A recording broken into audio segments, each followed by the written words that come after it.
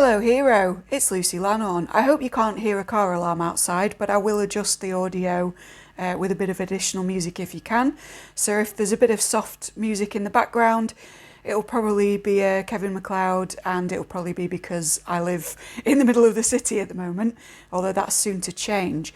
On that, the reason we have such a minimal setup today is because I have been doing some packing, but alter objects that might be relevant to why you've come. Okay, let's start with this candle, which I use to signify correspondence with a particular death goddess. So that might be something you're doing, working with. If you've had synchronicities around a particular figure where skulls are involved, that's your nod.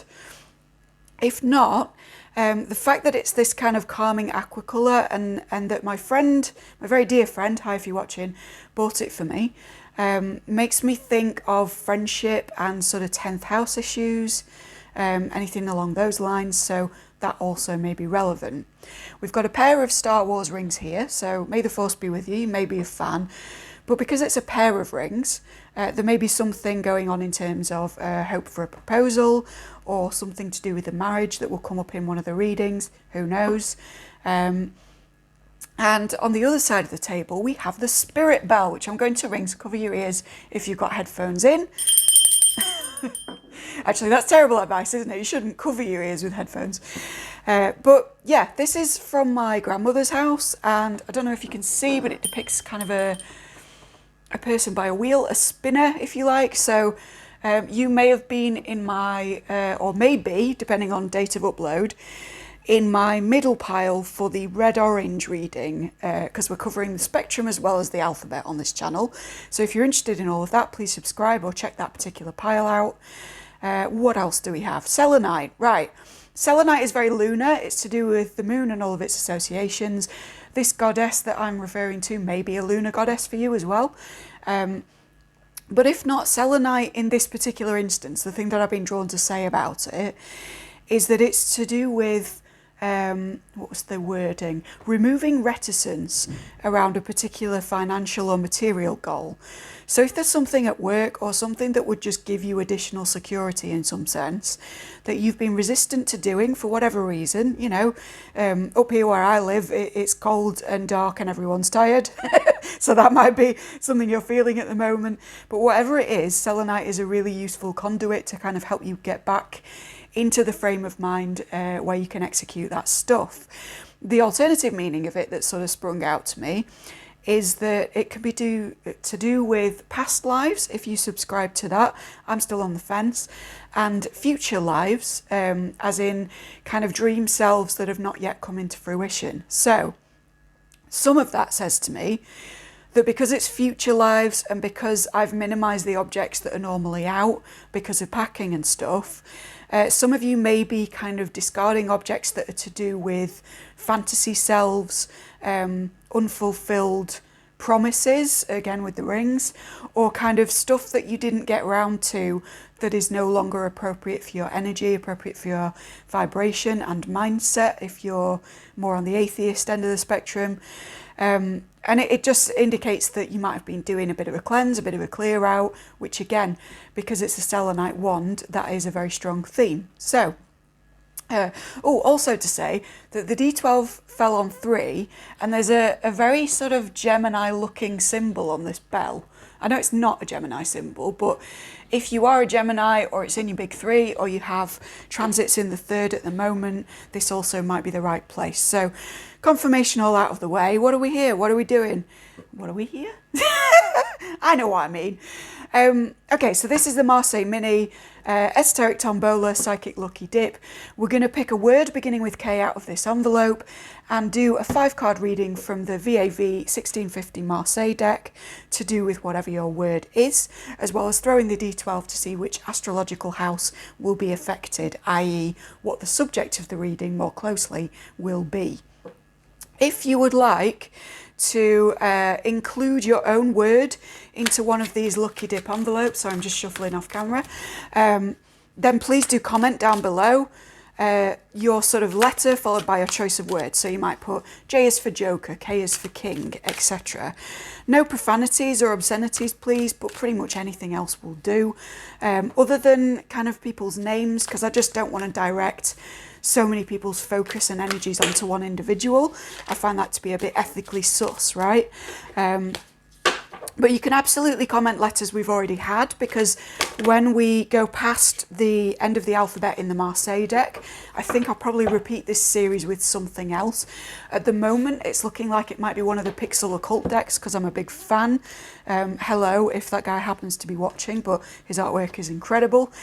Anywho, all of that aside, oh yeah, one more thing is that for each of these piles, I do a channeled message, for those who are interested in that, which is cardless, and then I also do a tarot message. So if you're the sort of person that thinks that just straight channeling is a bit woo for you, or you don't enjoy it as much, just skip that part, that's fine. Also know that you don't have to have the same tarot pile as your channeled pile, so you can kind of get 2 readings in one today. Please pick as you see fit.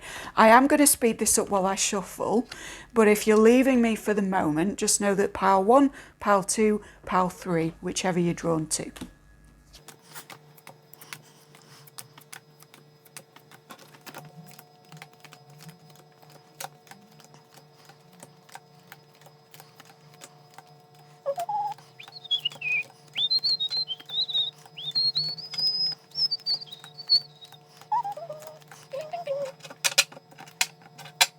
Final thing to say, if you've stayed with me through that shuffle, thank you. And you can book a Marseille Mini personalised reading, again with a random word used, but with a kind of focus based on what you want to ask, in my Etsy shop, which is linked down below. As I said, pile 1, pile 2, pile 3. That goes to the channeled messages as well, but like I say, they are cardless, and I'll see you at your pile. Pile 1, K is for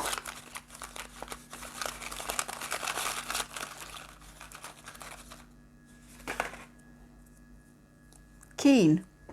I almost didn't see that there. So something to do with the unseen going on as well. Something secret, right?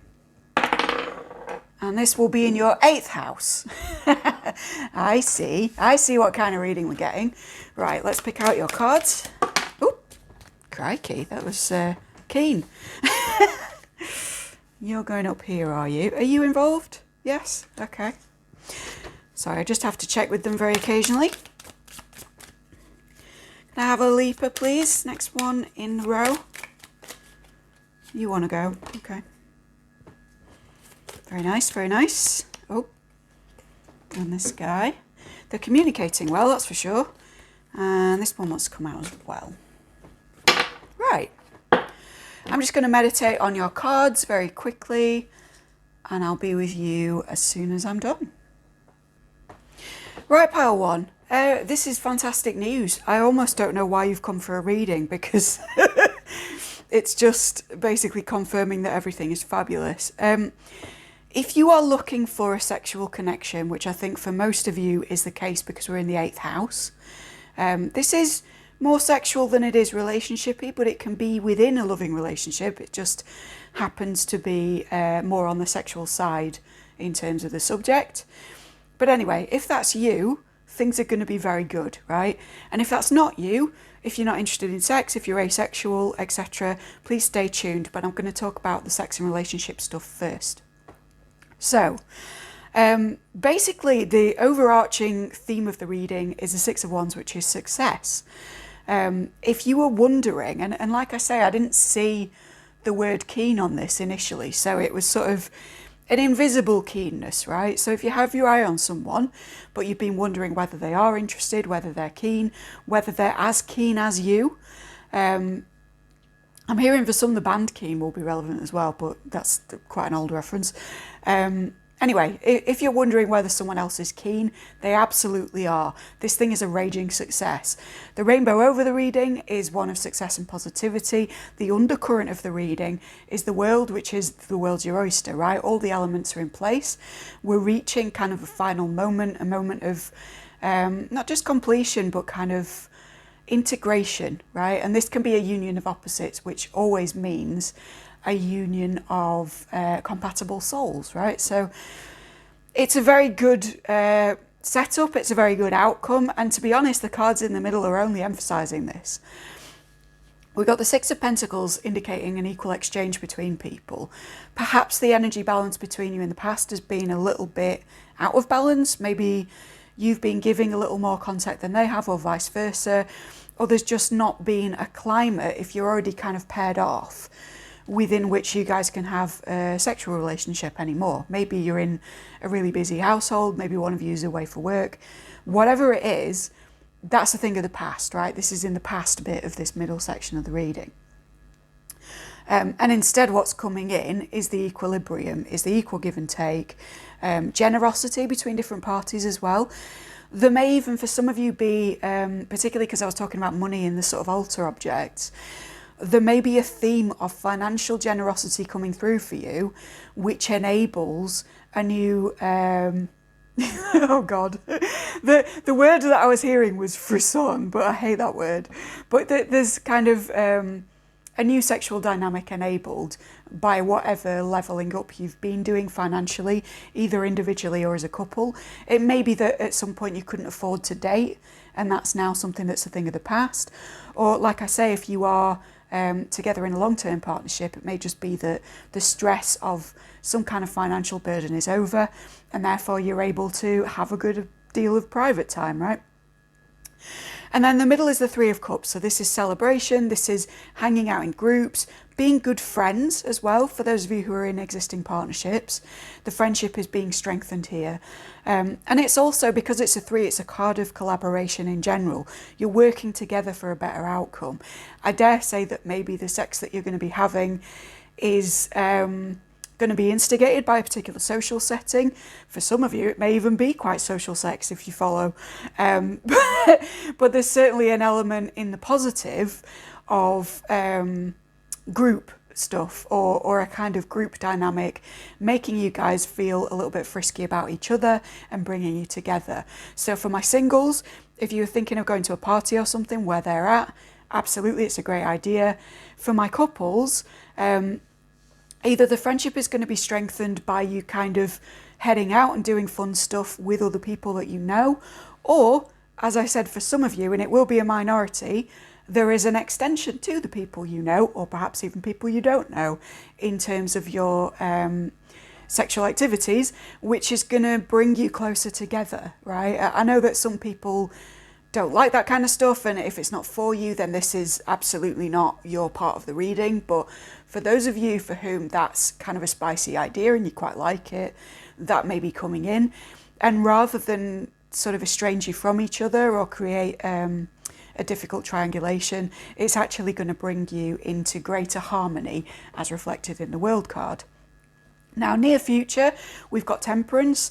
I think this is actually a first for the Marseille minis. I don't think we've had the Marseille Temperance card involved before, which is really cool. So again, reflecting the kind of, oh, this is all great for you, right? There's a regaining of balance, as we said, even more so because this is a major arcana. But there's also a suggestion about maybe the balancing of one's own personal temptations or vices, maybe better behaviour in the field of health. So if you are going out and partying, maybe like anybody involved in this situation who used to drink in an immoderate sense is now drinking with moderation or not at all. Or you're just kind of balancing some kind of unhealthy habit back out, right? I'm hearing for some of you, this is a new financial momentum which allows you to go to the gym, and then going to the gym makes you both feel better about your bodies and thus about sort of coming on to each other, and it's all happening because of that. So a great variety of circumstances because I'm reading generally and for a large number of people, see the description. But I would say that overall a balance is being restored, and a principle of moderation is happening. Maybe if you had the more spicy interpretation of this 3, it's kind of happening very tentatively in a very step-by-step way. You may be kind of speaking to other people who do this, or even observing other people, right? And then incorporating it gradually and with a bit of steadiness. For some of you, you're laughing because this is what you consider to be an immoderate behaviour, but I have to read for my swingers, my poly crew, etc., etc. And this is a possibility for some of you, right? Again, if it's not your jam, I totally understand. It's not particularly mine either, but I have to read for those who are thinking along those lines. And as I said, if you're not, it's just a strengthening of friendship and a party atmosphere in general.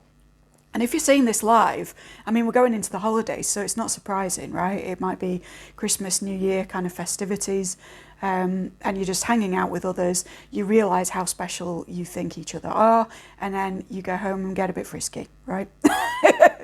So, fantastic if that's your thing of, is this person keen or can we be keen on each other? If that's not the case, the other things that the 8th house deals with are shared resources, right? So again, it's a very positive interpretation. So it could be that someone is keen to share with you, particularly because we have the card that's traditionally associated with, the word is charity, but I almost don't want to say charity because, excuse me, hiccups because I'm channeling. Yeah, I almost don't want to say charity because it's not like they're taking pity on you or giving you financial or material or other kind of aid because they feel sympathetic, empathetic, or like you're in need of extra help, right? It's not that, oh, I'm looking at your sorry situation and helping you out kind of vibe. It's more like there is something that you're a bit worried about, a bit stressed about, that you're wondering whether you will have success. And a friend, because of the 3 of Cups, is very keen to help you out with this. And the moderation in that case is sort of, it speaks to you balancing a bit of ego in the sense of, I don't want to take from this person because I don't like to borrow or because it feels like a big thing to ask or whatever it is, with the offering that they've made, particularly if that offering had quite an emotional nature to it, or you got quite emotional about your life around them, because we're pouring water, even though this is a fire-dominated card, right? So there's this sense of you pouring your heart out to somebody and them coming back to you a little bit later with an offer that could help you out, and you feeling like you don't necessarily want to take it, but the advice in this reading is it's absolutely fine to share these resources. It's absolutely great, and you will be able to pay them back in whatever fashion. You will be able to maintain equilibrium, because so many of these cards are about equality, equilibrium, equal give and take, balancing. You may even have a lot of strong Libran kind of placements, or they may, but it's definitely like you can't. With the six of Wands, and the World in one reading, you kind of can't go wrong, honestly. And the fact that you've got very positive cards in between them, as I say, just bodes well for the entire situation. So if there's anything you've been worried about, maybe something you're keen to fix, with that word keen, they are keen to help you. And if you don't know who this person is yet, the indication from the Temperance card is to look for somebody perhaps of a Sagittarian kind of an ilk, where they're interested in expansion, travel, gaining further knowledge all the time, lifelong learning. They might be a lecturer or professor or something like that. They're very expansive in their energy. And they're also capable of being quite feminine, even if they're not female identified, right? So they have the positive attributes of femininity, the kind of nurturing soul, emotionality, intuitive capabilities and strength of women, right? So that's your clue if you're keen to fix this, but you don't know who might be stepping in to help you out with their kind of wand, which I'm seeing is like the, here, have this, right? That's actually a thing in itself, because wands are to do with creativity, and although they're largely absent aside from this, it may be that the way that they sort of come in with this offer is quite creative, or that the offer itself, rather than being strictly financial, is one of a creative collaboration or something that you know would help you out. This may even be a client for some of you who work with people in quite a spontaneous way. Maybe someone you haven't met before that sort of goes, hey, I could do this for you and you could do this thing for me. And it just so happens that the thing that they offer would kind of solve your problems with some kind of imbalance that's been going on. So I hope that's useful to you, Power One. In either case, have fun, right? If you'd like a private reading with me, as I say, the link is down in the description box. There is a donation button down there as well if you found this useful, because this is my sole income, so I appreciate any little extras you've got, particularly in a British winter during a cost of health crisis. Cost of living crisis, sorry. Wow. Hope that wasn't a Freudian slip. Anyway. But if not, please like, subscribe, share the video with anyone you see fit in order to build what is, at the moment, a very small channel. And I do hope you join me again, either for a channeled or for a different pile on a different video. Take care. Pile 1, here for a channeled message. The first word I'm getting is eliminations, right? So either there's something bodily going off, where you're, how shall we say this, where you're tracts of elimination are affected in some way, and that's your sort of confirmation that this is your pile. Or in a broader sense, you may be in some kind of competitive arrangement where you're going through the process of people gradually being eliminated for the next round, in which case I'm pulled to say that if you came from a different tarot pile, pile 1's tarot was very, very positive and indicated a great deal of success in whatever endeavour. So I think that you're going to be successful in this and that you don't need to worry, right? That's what's coming through. Positive eliminations all round, right? Again, some of you are getting rid of objects because of what I said in the intro, but for most of you, it's either a digestive thing, a kidney thing, or a competition thing. Right, let's switch arms because I'm sat in a funny position here. You may be actually, do you need to reshuffle? Because I'm getting a bit of back pain. That might be from one of you. Okay, what else are we getting? I'm getting names beginning with E and B. So this, if you were from Tarot 1, this may be the names of the couple involved in one of the interpretations, or just the letters E and B might be important, but that's what's coming through. I'm also seeing a Dachshund and a King Charles Spaniel. So for some of you, that's a thing. I don't know. But it's very specific, but I always feel like when it's that specific, it must be for somebody. So whatever. Let me know in the comments if that's you. What else? What do we need to know? Why is it that we're seeing the Dachshund and the Spaniel? Relative. So either these belong to a relative or there's something to do with relative ease is what I'm hearing. Is there some kind of move or transportation of pets that you've got to do? Because it's going to happen with relative ease. And I'm getting that even if they're not dogs and they're not those dogs. That if you're moving animals from place to place and you're really stressed about it, it's going to be easy. For a smaller number, you've lost a pet recently. As in, lost, and the message is coming through that transition happened with relative ease from their end, and not to be upset. And my heart goes out to you, frankly, because I lost a cat recently and I was an absolute mess. So I understand how it is to worry about that, but it's okay. They're fine, right? It was an easy process. What else? Some of you have been scripting, and I'm being told to tell you the way that I do it. Well, that's twofold. Okay, I'll tell you both ways I do it, right?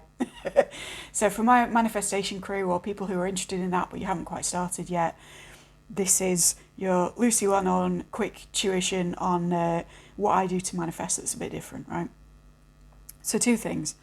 Firstly, I have a Hobonichi, which will probably appear on this channel at some point, where I write affirmations in the positive, and once I've sort of developed a good paragraph that feels fine and groovy and I'm visualising myself in that situation, I will then continue to repeat writing the paragraph, and when I run out of space on a particular page, I'll carry on that by writing over what I've already written until eventually, it's what I call sigillic scroll, but you get kind of a line of writing that's just, it looks like nonsense scribble, right? But it's words upon words upon words of the same thing. I actually use that as a lot of, it's like a protective thing. I use it for all kinds of different stuff where I might use a visual sigil. I'll write something but over the top of itself until it becomes kind of a spidery shape. I wish I could show you. If I remember, I'll take a photo and I'll insert it here. But if not, just know that this technique of like, maybe even like photographing the paragraph into your phone so that you remember it word for word once you've written it down once, and then just continuing to write it over itself, right? It helps if it's not the same, like if there's a couple of lines left on your page, so that you can start it slightly off from itself in the timing, so that it doesn't, like, the same letters aren't repeating over the top of themselves, because the more abstract it comes out, the better. But that's just a minor detail because I'm very finicky.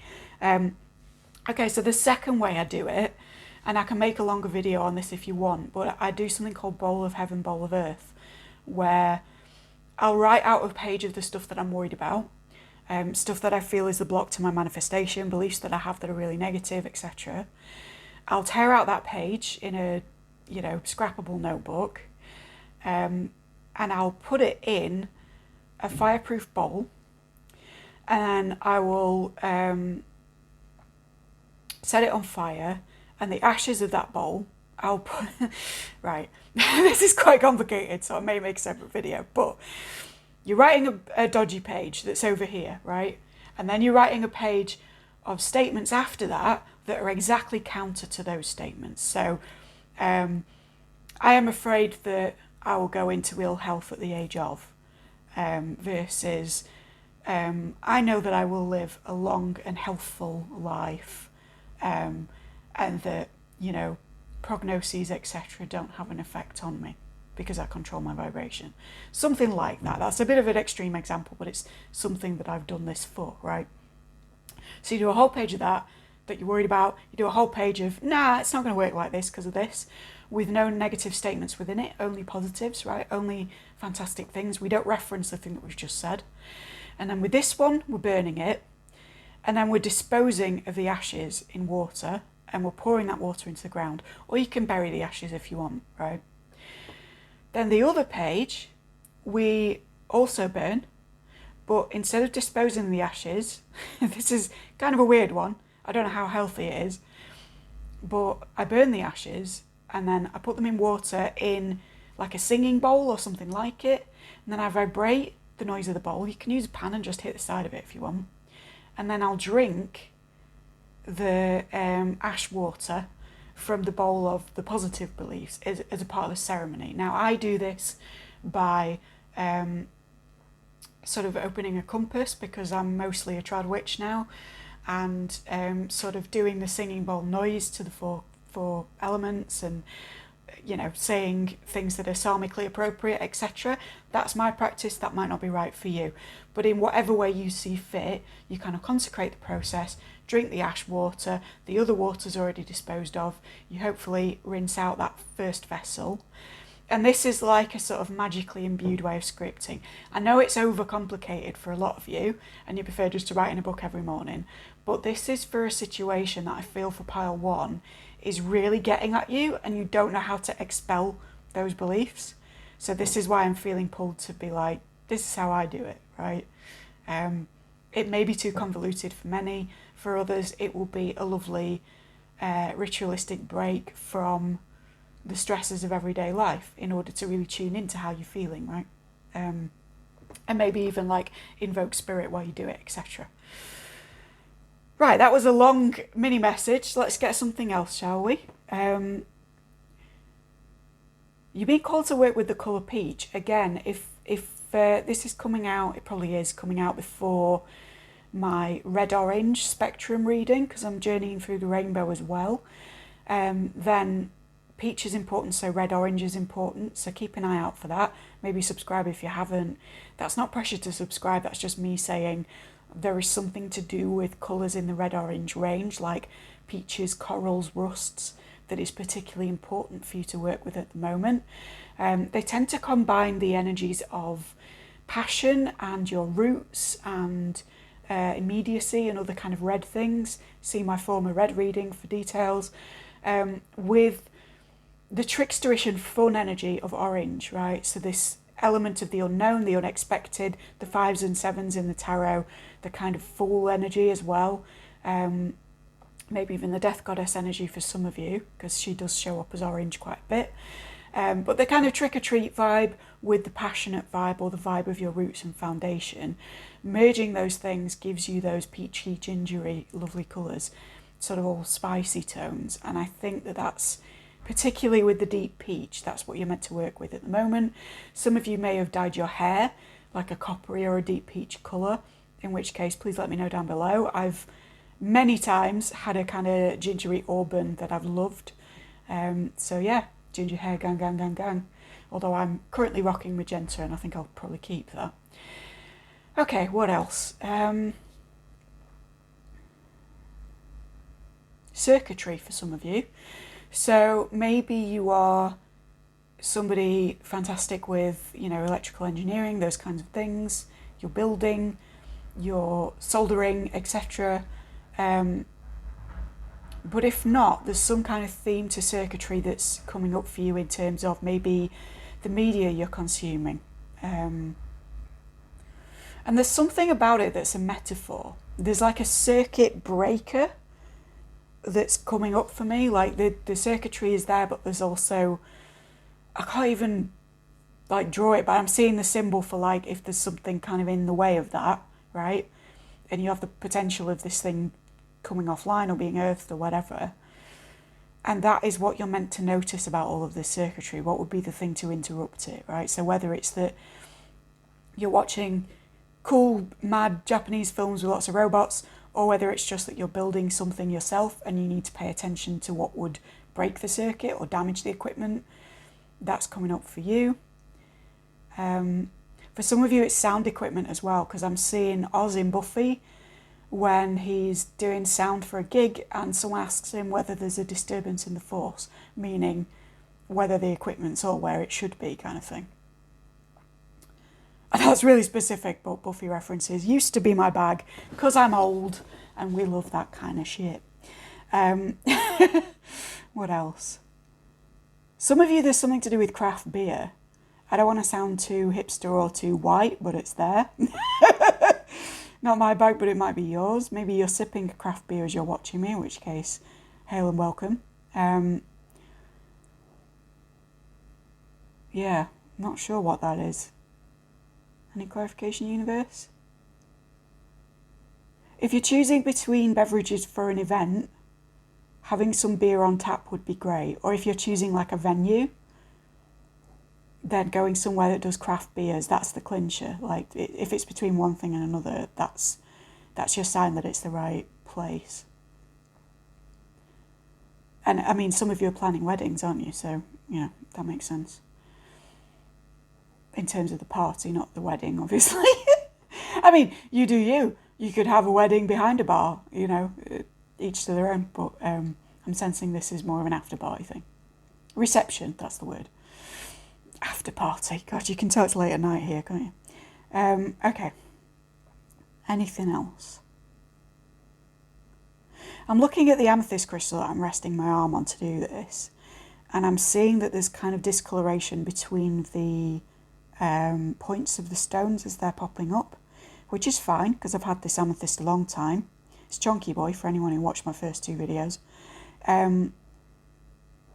But there's like an issue with discoloration in between the cracks of things. I'm almost thinking of like, what's that subreddit called? Power washer porn or something like that, where people, you know, do their drives or whatever with power washers and it completely transforms the whole thing. But there's something about the stuff that's in the cracks that can't be gotten rid of yet that's annoying you. Some of it's a dentistry thing as well. Like there's bits that you can't get to or can't clean or something, in which case I'm telling you to get a professional teeth clean. I know it's money, but there seems to be something about like, yeah, you need to get this stuff out of the cracks, whether it's plaque, whether it's stuff stuck in the flagstones on your driveway if you have one, whether it's just stuff in the cracks of your consciousness that you haven't investigated yet. That might be a thing because of the bowl of heaven, bowl of earth thing I was made to explain at great length. So yeah, there's something in the cracks that you're not seeing. It's almost like you've cleaned generally, but the space between things, the kind of grouting in the tiles, if you will, is not there yet, and that needs a further examination. What a strange message. Let me know, again, in the comments, whatever this means to you, because I get verbal confirmation, particularly from people that come as clients and stuff, but I don't always get, like, randos or strangers sort of saying, hey, it was useful because this happened. And that's the kind of feedback I would love to have. So, yeah. But I think we're done with that. Okay. Thank you, Pile 1.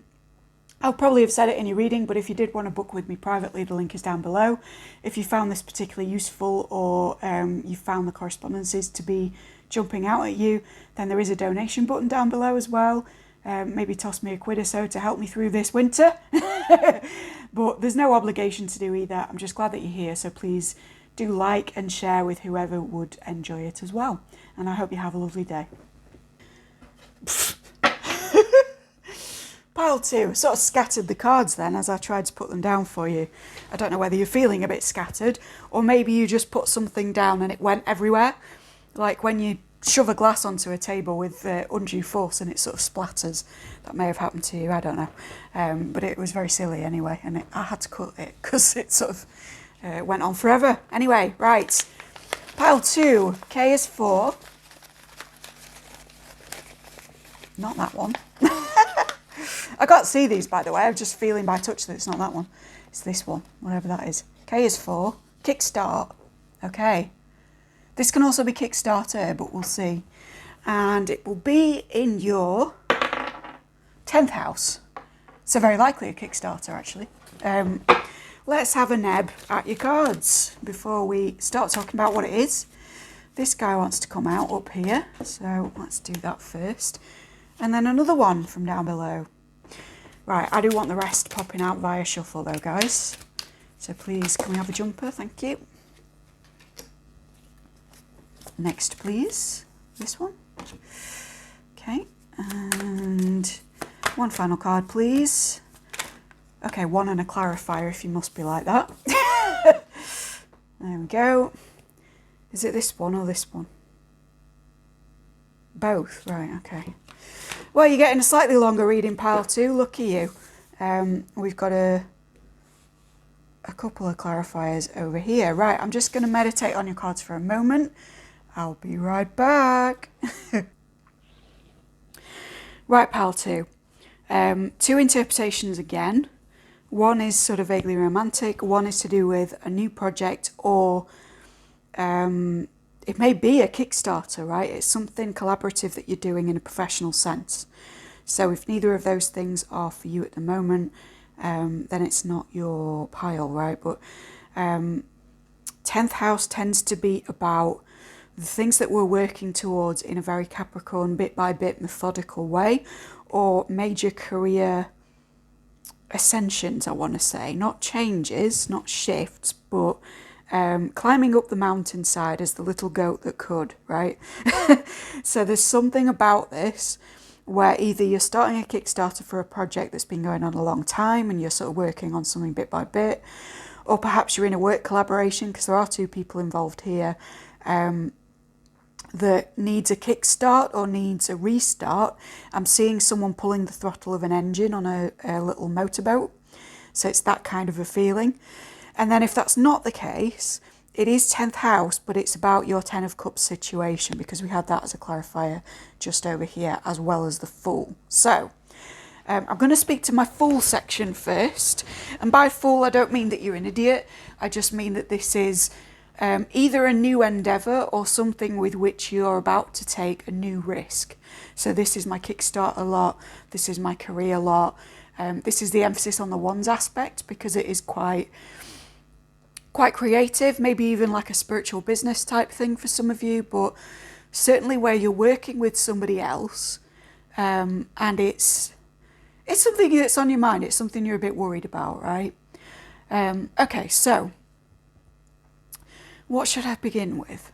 The undercurrent of the entire reading is the Emperor, right? So this is very good. This is somebody who's feeling very empowered, very organised, maybe even quite outspoken about what it is that their values are, but in a way that's well received by other people because they are in a position of relative authority, or because they have the wealth of experience that qualifies them for the job, right? So if this is you, and you are in a business, in a collaboration, beginning a Kickstarter, beginning a spiritual business, anything along those kinds of lines, just know that other people do see you as someone who's managing this very well. Indeed, you may be in a management position, or you may feel that you have to kind of prove yourself to others, to the outside world, particularly if it is like a fundraiser for something. But let me tell you that other people already think you're qualified, right? They don't see you as foolish just because you're beginning this new risk, this new position, or because you're kind of putting yourself out there in a bigger way than you were. They also see that someone you're in collaboration with is this loyal figure by your side, as represented by the little white dog. Now, your relationship with them could vary, particularly because we have the Five of Wands in the centre of the reading, and that usually indicates squabbles, little bits of conflict. If you were drawn to do any of the other letters of the alphabet in this series, absolutely do, because there are a couple of readings here and there about kind of petty squabbles in the workplace that I think may apply, or may kind of make the reading that you've got here a bit more complex, a bit more vivid, add a bit of nuance to it by having a couple of perspectives on the situation, right? But in either case, I feel like you're maybe going into partnership with a friend or someone you've known a long time, or you're in partnership with them, or it's a collaborative medium like film is my first thought, because Kickstarter. And you're just kind of worried a little bit on a low-key level about like whether people see you as the Emperor enough that you can ask for their financial aid, and they absolutely do. In speaking of financial aid, pile one may also be slightly relevant to you, although it's a different dynamic. It's more of a friendship thing.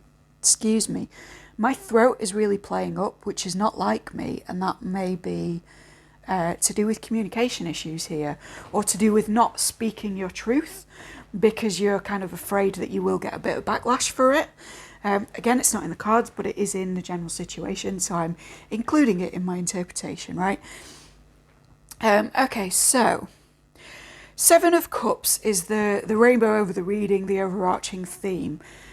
It indicates having a lot of dreams but not really knowing which to act on, having a lot of different opinions coming back to you and not knowing who's correct, in which case my immediate guidance would be to trust yourself because of this Emperor. But it's just having a ton of options and being a little bit overwhelmed by them, right?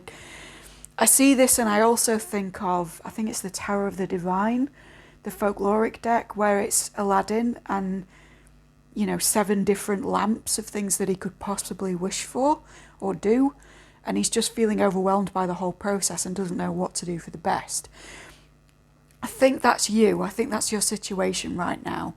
It's not that the circumstances themselves are negative.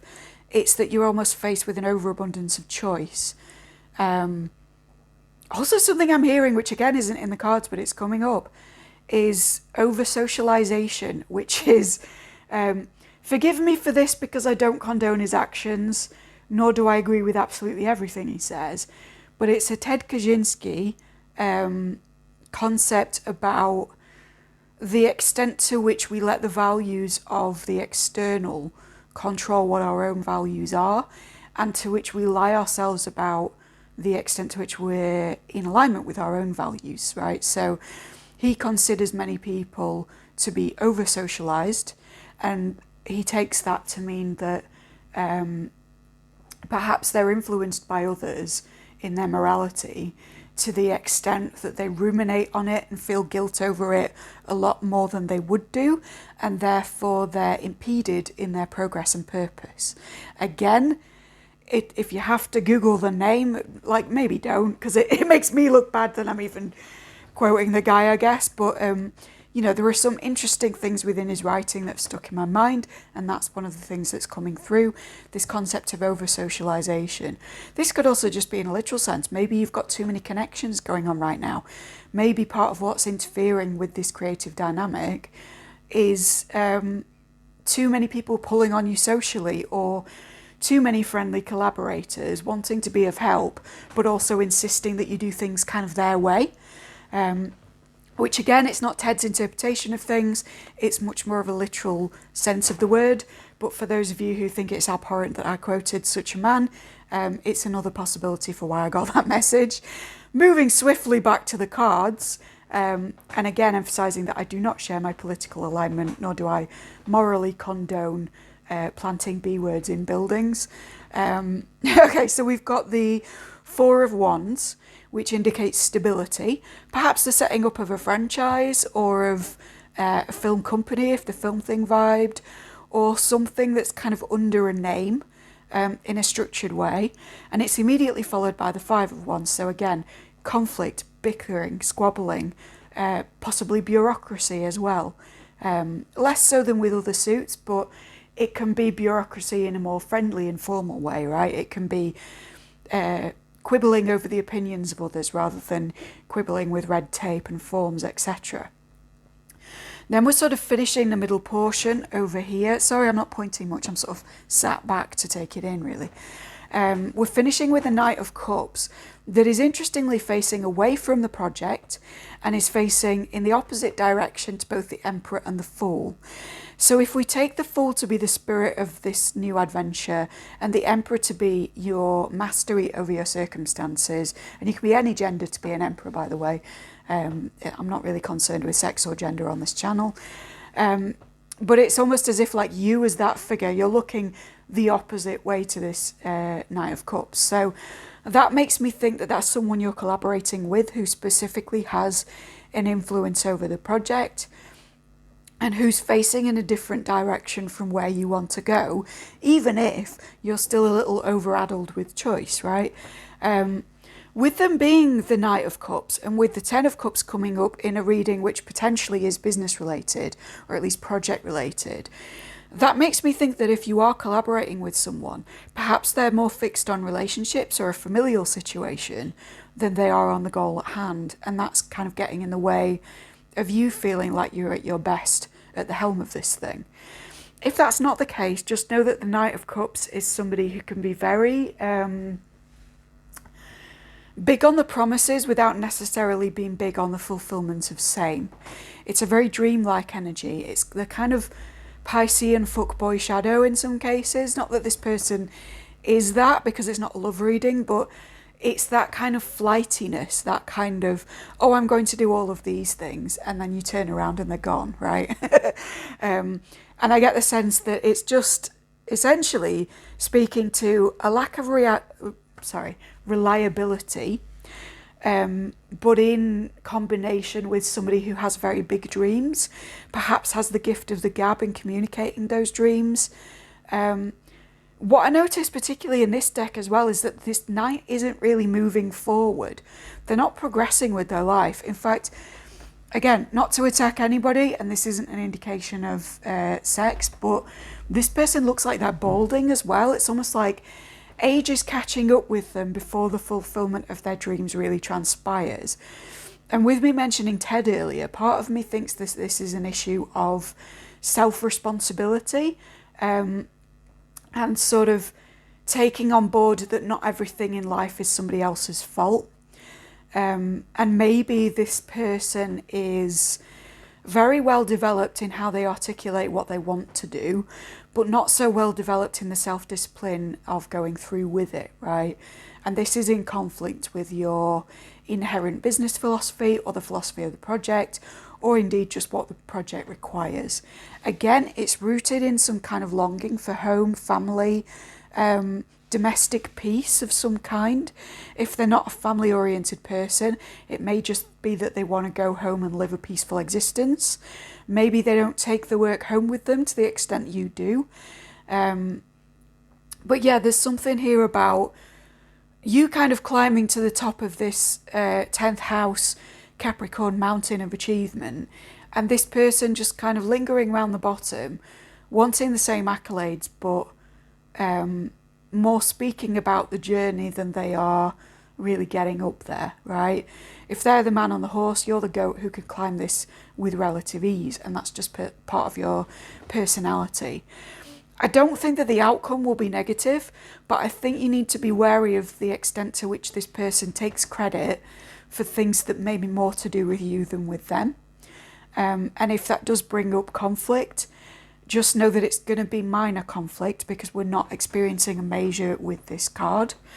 And I would sense that from your end, the way to demonstrate this radical self-responsibility that you would like this collaborator to have is to really make a decision, right? To look at your 7 cups, your fantasies of what could be, your potential avenues to go down with the branding of this or with what you would like out of it, and to just choose. That's the basis of this, to just choose a path. But it is going to be okay. I think you have the chutzpah with the spirit of the Fool. You have a light-hearted energy which can carry you through this potentially getting a bit over serious. But you also have the core business skills, the organisation, the self-motivation, self-discipline to do it, as indicated by the Emperor. So you're going to be all right. Just be careful of other people's involvement in this, and be careful also that you don't overwhelm yourself with choice as a result of feeling stressed about little niggles. Okay? Now, thank you for waiting patiently if this is more of a love reading. It is in the 10th house, so I get the feeling that there's sort of, I don't want to say major conflict, but the theme of this within your love life is to do with goals, respectively, within a couple or a group or whatever it is that you're a part of, right? The spirit of the Fool in combination with the 10 of Cups is telling me that you're taking some kind of risk towards a relationship with someone that you see as the one, or towards your idea of the white picket fence, which I understand, is not one size fits all. For a sort of loose definition of what I think about that and what I also think about twin flames, soulmates, etc., check out just the intro section of my Your Future Spouse, What You Fucking Hate About Them reading, which you may enjoy because it's relatively funny throughout, but just the beginning of that, I sort of explain what I mean by the 10 of Cups when, for instance, you don't want to reproduce or you don't want to marry or whatever it is, right? And what I mean by soulmate when the twin flame paradigm perhaps rubs you up the wrong way. But whatever it is, you are in Fool energy where you want to take a leap with this, you want to maybe make somebody an offer or take things to the next level. The trouble is that this is in conflict with this 7 of Cups, which is indecision. So either this person already has quite a few options or you do. You may not even be conscious of the fact that this is what's holding you back, but I sense for some of you, it's almost like taking a step towards the 10 of Cups rules out the 7 of Cups, and you don't know whether you want to really rule out all of these people that are in the background that you know you have the attention of. Now, I'm not suggesting that you're breadcrumbing anybody or anything like that, but sometimes it can be difficult when one has been quite popular in the past to leave that life behind and just settle on one person, worrying about whether or not one person can really fulfill us.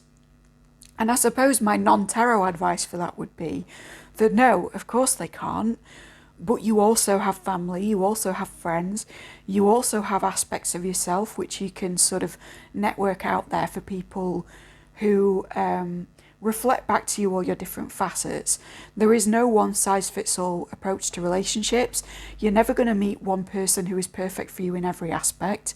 It just doesn't exist, right? You might get a 99% person, and if so, you're one of the lucky ones. But I don't think that anybody's going to be kind of the same as you. And I think that's an unrealistic burden to place on somebody else, which is something you're perhaps thinking about. But I think the solution to that is to say, does this person tick 9 out of 10 of the boxes that are truly important for me? And can I fulfill, through myself or through my other friendships or other connections, what remains that this person perhaps isn't so great with? Is it possible that I can balance out this relationship myself with my ability to make friends and do the things that I'm fired up about without expecting a partner to do them, right? So there's an element of that coming in, and I think that may be why you're reluctant to leave the option of choice in the background, even if you don't identify with multiple people being interested in you at the moment. I think there's a sense with which you might be giving up potential interest by pursuing this. So for some of you, you are single. For others of you, this could be, a person that you're living with even, and you're considering taking it to the next stage, but you're just worried about closing off your former life. Now, sort of immediate past is that you realise that you could have stability with this person with the Four of Wands. There may even have been some kind of celebration around you, perhaps a marriage of friends, etc., that has shown you that that might be something you want, or that you want the kind of stability that that sort of setup brings about, even if those people speak a different language to you and your potential partner. In the middle, we've got a Five of Wands, which indicates a minor conflict. So this could be with your potential partner, but it could also very easily be within yourself as to the clash between this 7 and the 4 in terms of, do I go for stability or do I go for it being a sure thing that there's always someone else out there who's going to be more compatible with me because the world's a big place, right? I also feel, particularly in this reading with it being 10th house, that the minor squabbles could have been over your goals, over things that you're long-term trying to achieve. Whether or not the person of interest knows about what it is that you're trying to do. Perhaps you have a particularly demanding career, or you're on a path that will take a long time. That could even, for many of you, be the spiritual journey, right? You're aware that daily meditations or the introduction to a magical lifestyle or initiation into a lodge or anything along those kinds of lines is going to take up a lot of your time and energy, and it's going to need to be something that a future partner is compatible with. If not them doing it, it needs to be something that they consent to you doing that's going to take a lot of time away from the home, right? So that may be something that's on your mind and that you feel conflicted about, even if that conflict hasn't been expressed to this person. And again, read vice versa. This could be that this person has expressed to you that there's something long-term that they want to pursue, and that that's not in line with either a relationship or your definition of the extent to which you want a relationship, right? Because this could be situationship, and it's just that they don't even want to get into that right now because work's really busy or whatever. But finishing in this sort of middle section with the Knight of Cups, there is an offer either from you to them or vice versa coming in of somebody with big romantic ideals who is saying, no, this is worth it. This is the thing I always think of with the Knight of Cups is the guy stood outside someone's house with the boombox. So big romantic gestures could be at play. But if not, there's a certain acknowledgement that the need for magic and romance in the relationship is paramount to the same extent that you need to fulfill your respective goals as people. And what's different to the last interpretation within this pile is that where you've got the Emperor here, for the previous people, I felt like they were sort of the Fool and the Emperor combined, and this was an antagonist to that. In this one, I feel like the Knight of Cups and the Emperor are looking at each other and collaborating. So there is one person who is perhaps a bit more whimsical, a bit more romantic, a bit frilly and fluffy, if you like, and they are in communication with someone with Emperor vibes, i.e. organised, down to earth, perhaps even a little tyrannical when they don't get their own way because they're used to being the boss or the head of a business, or just very professionally driven. But these two figures at the end are kind of coming into a dialogue that is benefiting them both. One of them is wielding the kind of tool of the Emperor, the other one is wielding a cup or an offering of love, and it's like they're exchanging these objects to each other. Also, for many of you, this could be a same-sex connection, because I'm noticing that these are the same sex of card and that they're in this dialogue, but again, that won't apply to everybody. I'm just reading generally, and it may be confirmation if that's the case. Either way, I would say that analyse why it is that you don't want to reduce your options. Make sure that if you're the sort of goal-oriented person, you're the 10th house person, that it really is that this person isn't in alignment with that, and not just that they're built slightly differently, but they'd be cool with you carrying on. And if it's that they're particularly obsessed with a goal or with a pursuit or a career or whatever that, ascent up the mountain that we referred to before might be, then just know that as the whimsical romantic Knight of Cups type person, you are going to be in communication with them very, very soon about the differences between you in a way where you offer what it is that you can give to this, they offer what it is that they're good at, and actually those two things complement each other pretty well, right? I should also say there's a feeling of relative inferiority from whoever the Knight of Cups person is in terms of stepping up to the Emperor, because the Emperor is a major and this is just a knight, not even a king. But I get the sense that that's because of the differences in values and not as a reflection of you guys being of different stature in any real way. There could be class differences coming into this, and that's why there's a bit of fear around it. But overall, the clarifier being the 10 of Cups shows me, hiccups, confirmation. Shows me that this could be a very positive relationship. And that it is a thing where you can work together, right? We've got the family card, and that sort of implies two people in an ideal situation who are the heads of a household in equal measure, even though they carry different skill sets, right? And that doesn't have to be traditionally gendered or even a traditional setup. It just means that in this particular collaboration, you guys are going to be matched and you're going to complement each other. There's a kind of jigsaw puzzle feeling, like the things that they lack you've got, and vice versa. So I wouldn't worry too much about it. I do think that your instinct to kickstart the relationship with this Fool is on point, and maybe if you've been thinking of taking a risk towards this person, it's the correct time. But either way, I do think that there's going to be a conversation happening about what's been going on. The communication is going to be very good. And if you can get past any feelings of inferiority that you might carry for thinking differently, or superiority that you might carry for the fact that you're a goal-oriented person and you perceive this person as not being, I think there can be a very useful dialogue which might blossom into something that is, frankly, quite lovely. Okay?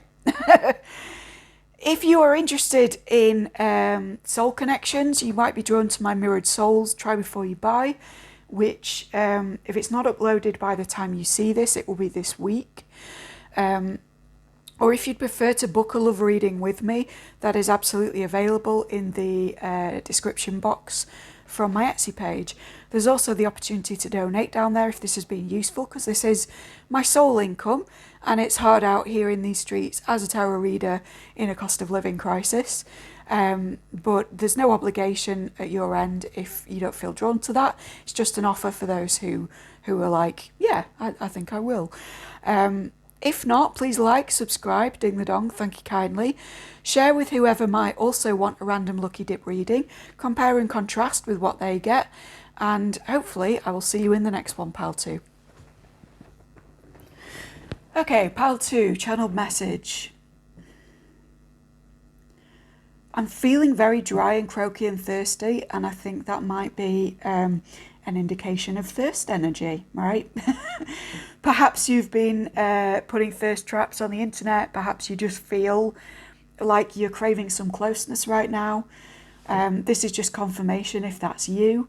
The tarot reading for this pile may be relevant, but if not, I do have other sort of love-related readings on my channel and indeed in my shop, so check those out. What else?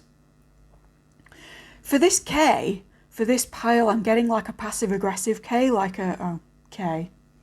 So you might have had an interaction with someone, particularly by message or something like that recently, which has been a bit cold, a bit distant, a bit abrupt. And what I'm being told about that is that this isn't an energy that will continue. and that there is more going on there than you think, right? It's not that this person's abruptness was necessarily aimed at you. It's not that there's necessarily a difficulty or a problem. It's that they were kind of busy with some unseen stuff which you will soon be privy to, right? Whether or not that's them telling you, I don't know. But in some fashion, you're going to hear about what's been going on at their end. So if you're waiting for that kind of communication from anybody at all, then just know that that's coming in. I'm going to switch hands again. Switcheroo is coming into my head. You're having to kind of switch up your identity in some way. You're having to wear several different hats in a way that I feel you're quite uncomfortable with at the moment. Stepping into roles that shouldn't be your role, that other people should be taking care of, or just having to be a great deal of things at once to kind of serve other people. The message with that is, it's wonderful that you're wearing these different hats and that you have the skills to, I was hearing the skills to pay the bills, but that you have the skills to be different things to different people in your life and to benefit them all. But if you do feel depleted, I would look into whether you're overgiving and whether there's anything in the behaviour of others that could lighten your load. So if part of this is that maybe you're wearing, for some of you I'm hearing it's like a family thing where you're wearing the hats of an educator because someone that should be educating your children isn't pulling their weight, or you're kind of looking after the kids for other parents or something like that. It's like, look to those sources where they could just be doing their job and it would mean that you're less stressed out with all the other things that you're doing. Again, that won't resonate for everybody, but this is a general reading as well as a channeled, so just sort of tweak it as you see fit. If you're not in a family, you don't have kids. But the main sort of sense of this is you feel like you've been doing too many things, but you're not setting boundaries with the people that could be doing those things instead of you, right? It's like you, I'm thinking of the Seven of Cups from, was it the last reading or was it Power One? No, it was the last reading. And this like feeling of overwhelm, but in the sense of having to be many things to many people. If that resonates particularly, you might want to subscribe and check out my Try Before You Buy of the Boundary Setter that I will be doing soon. That's coming up in the next couple of weeks. I should be done with the Try Before You Buy series by mid-January if everything stays to plan. So do keep a lookout for that one, because we'll be finding an area that you could draw a boundary and how to do that successfully without coming across as either a pushover or a dick. I'm sure there's a more complex way to say that, but I feel like I can say that to you, pal, too. So what else? I've been pulling on a hangnail this whole time, and I no longer do that or bite my nails anymore. So there's something here about being overstressed, overworked. Perhaps you're biting your nails down to the quick or pulling at your skin or some other sort of mildly self-harming habit. I'm hearing for some of you, I can't think of the term for it, but you've been pulling out hairs. What's that to do with the universe? Why is that coming through? There needs to be some kind of grounding in the situation. For those of you for whom this is a behaviour in relationship to the body, I'm hearing that it's partly, yes, these things are always freeze responses, but they also kind of put you back in your own physical body, like they return you to yourself, and that's why you've been doing them. And I think I want to be careful about what I say here, because obviously if it is something that affects your health, you need to see other people about that, and I'm not a medical professional. But having said that, if there's something you're doing to yourself as like a stress response or a tic or something that is almost like a mild self-harm, I want to say, just know that embodiment in whatever that means to you would be really helpful. So some of you are people who dance or who go for long walks or do some form of physical exercise to feel in their bodies. Some of you, it's going to be grounding meditations or kind of relating to the physical body in a meditative state by scanning the body. There's some good free headspace stuff in doing that. Of course, it will all depend on your level of physical capability, etc., but there needs to be a return to the body. I'm being pushed to say as well, because you're an eclectic bunch by now and you sort of know what to expect from this channel, so I'm going to pull another wild one. For those of you who are horror fans and can stomach gore, check out In My Skin. I forget the French translation, but it's Marina Devan's debut film from, I think, 2001-ish, which is about a woman's relationship to her own body, or to disassociation and disembodiment, and how she deals with it in a sort of horror way. But it's also extremely cathartic to watch, and particularly if you are female identified.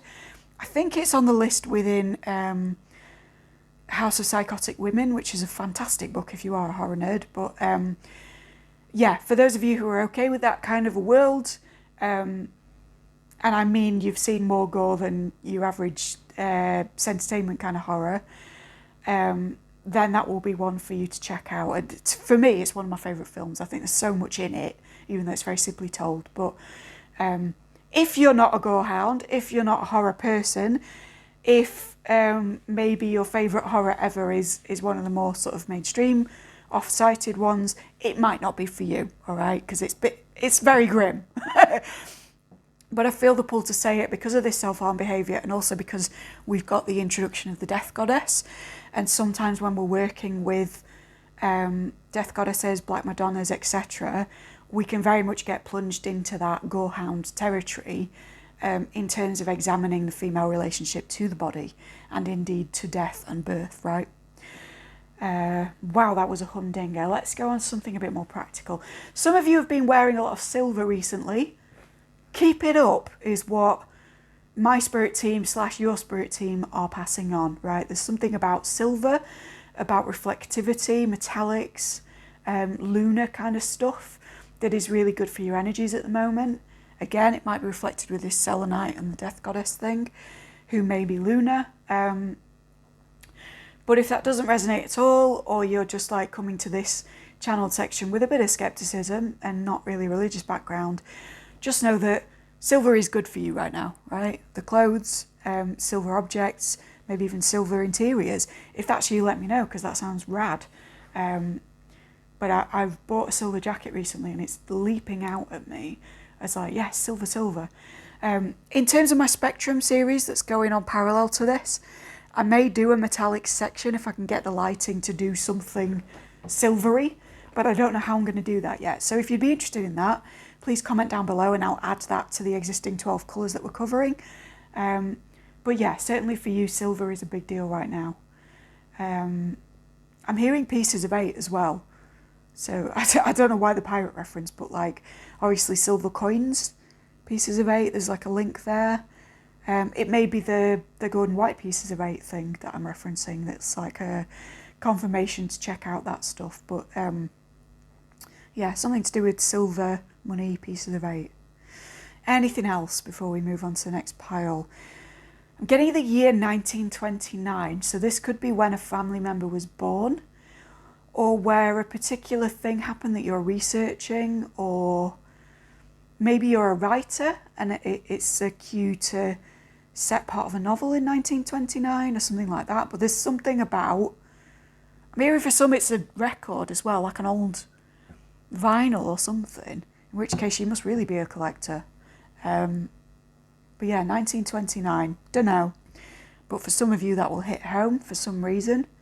Maybe if that doesn't leap out, but you're a angel numbers person or a numerology person, the 1929 has a particular meaning. If so, please share it in the comments and let other people know what it is, but that's not really my wheelhouse, so I'll leave that to you, because I'm normally not an angel numbers person. I think they've come up once in a channel here, ever. Maybe my audience is that way though, so if that's for you, it's for you. What else? Halls, academic, what about it? Okay, for some of you, you're seeing this at a time where you're deciding about universities, or you've got a child who is. sorry, I don't mean to be disrespectful when I say child. You've got a student at home who is. But there's something to do with halls here, halls of residence, or just academic halls.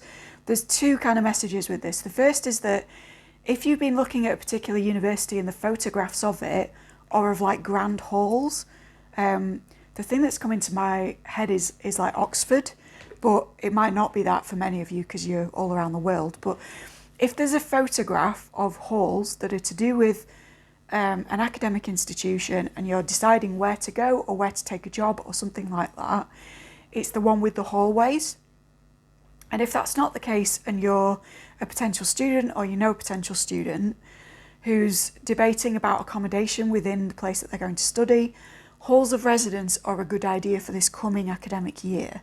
Now, I know that won't be relevant to everyone because this will go out in December, but it is a timeless reading, so you might be watching it earlier or later than that, whenever those decisions are made, right? So for those of you that applies, halls of residence, jobs are good, and don't go into independent accommodation this time round, because halls will facilitate your study or your maybe even your life experiences just that little bit better, or maybe even be a better financial decision, who knows.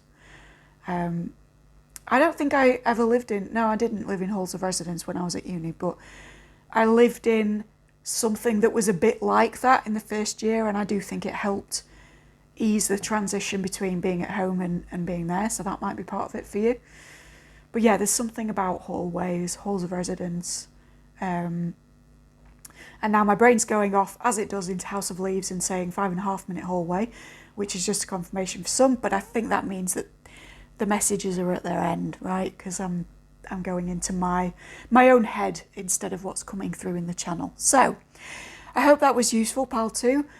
Please feel free to book with me down below, donate down below, like, subscribe to the channel, share with friends, etc. And I hope to see you again soon, but let me know if you've enjoyed this one, yeah? All right, take care. Pile 3, hello. Before we begin to pick out your word and shuffle, I need to let you know that between pile 2 and this, I went to hydrate, and all I could think about was Lonnie Donegan's song, Water, Water Everywhere and Not a Drop to Drink. I don't know whether you've been on this channel much before, but Lonnie Donegan is not my ordinary jam. Although I know of him, it's not exactly my wheelhouse, so I think for that to come through, there's some kind of ancestor messaging going on, or perhaps someone listening to this who's more involved in kind of older music, skiffle, etc. This is your confirmation that you're in the right place. It could also just be a cue to hydrate, but specifically Lonnie Donegan. So if I remember, I will link that sound down in the comments. I actually really like it. It's got a lovely feeling, but at the same time, it's just, if you'll excuse the language, it's fucking weird that it's coming up for me, because normally I'm like listening to, I don't know, some kind of metal or alternative in the background, right? Anyway, pile 3, K is for King of the. You don't have to be male, by the way, or male identified for this to hit home, but we'll see what they're king of in a moment.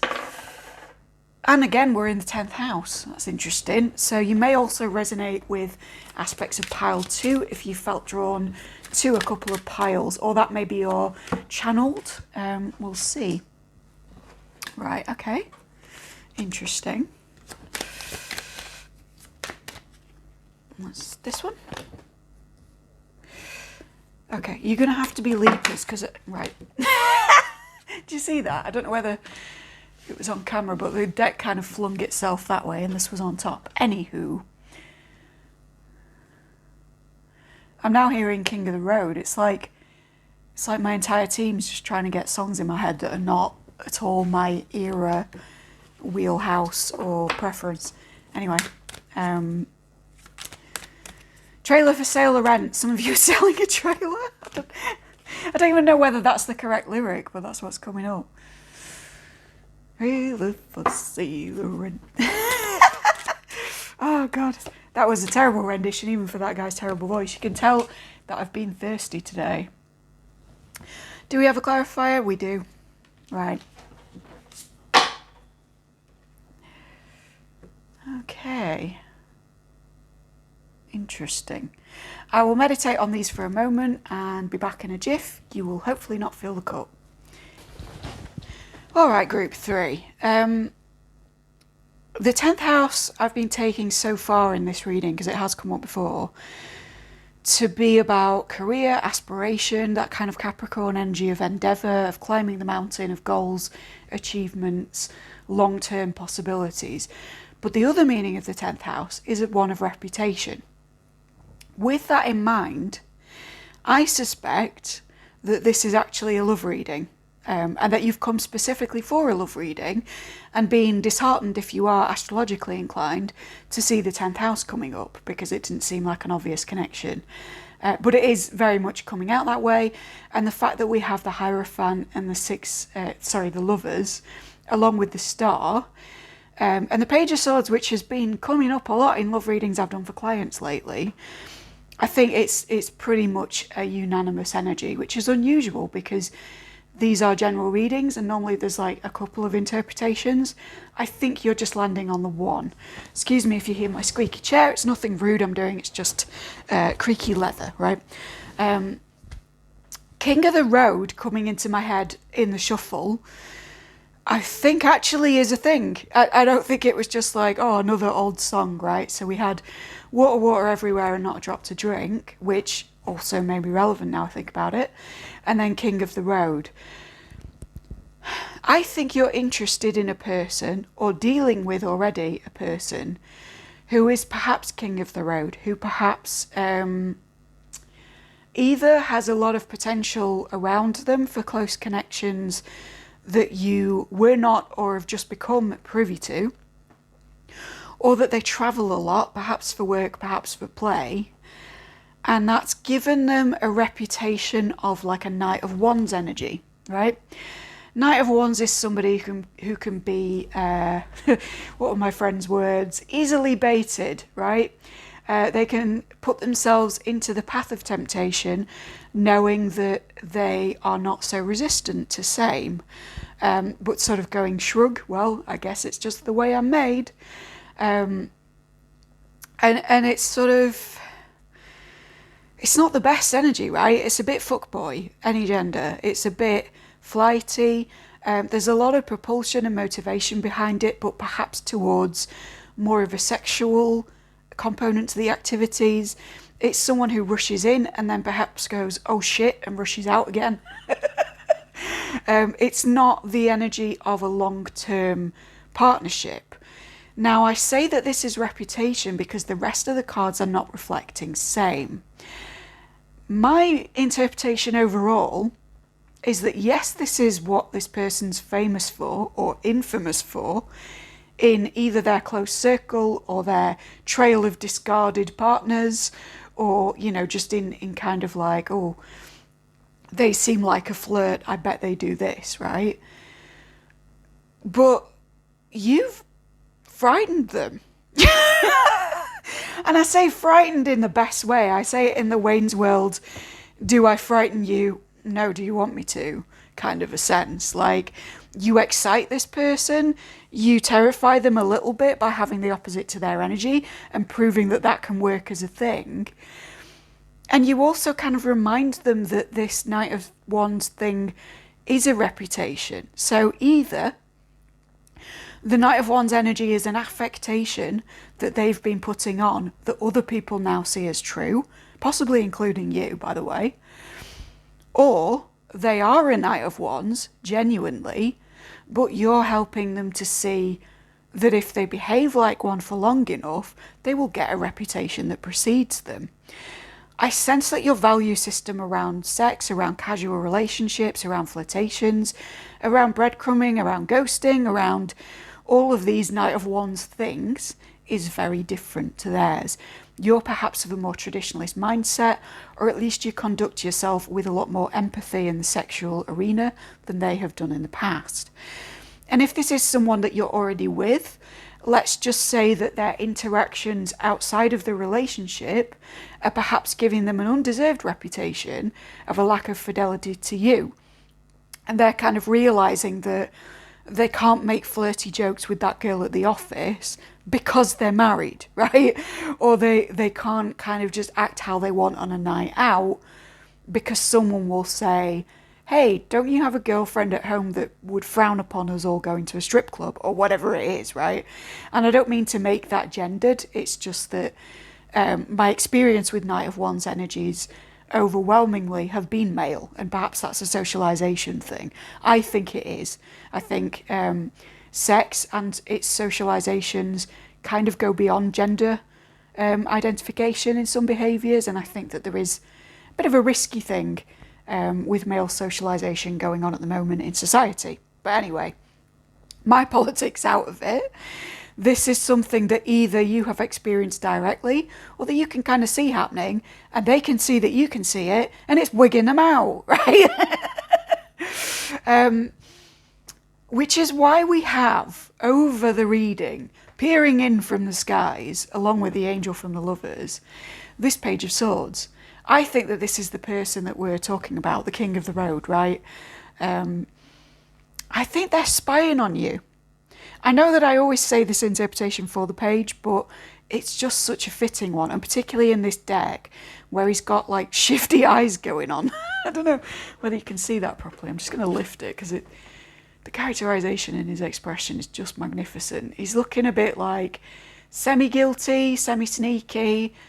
I don't know, man. He's unsheathed his sword as if he's ready to defend against the accusations based on what he actually is doing. Like, there's a definite observation, but I shouldn't be going on. Maybe even because if this person actually is a Knight of Wands and it's not just a reputation thing, they don't want to be seen as somebody who's spying on anyone else because they don't want to be seen as being attached. And I think they are quite attached to you.